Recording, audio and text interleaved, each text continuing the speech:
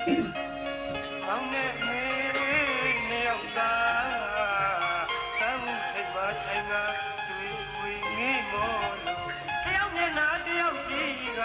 ပြုံးရင်လဲရှက်တွေကရဲ့နှစ်သိမ့်ရောက်ရဲ့ခဲ့ဗျာလောကကဘာကြီးကိုပဲမင်းရမလားကွယ်ထားတဲ့ရဲ့တန်ဒီရာဘူးဝဲမန်ကျွေမေလာမှုရဲ့လွမ်းတွေပြေပါဘူးကွယ်ကကြီးရာဘူးဝဲ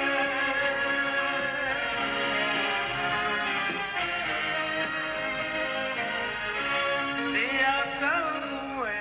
တယောက်သားတွေ့ဆုံးကယုံ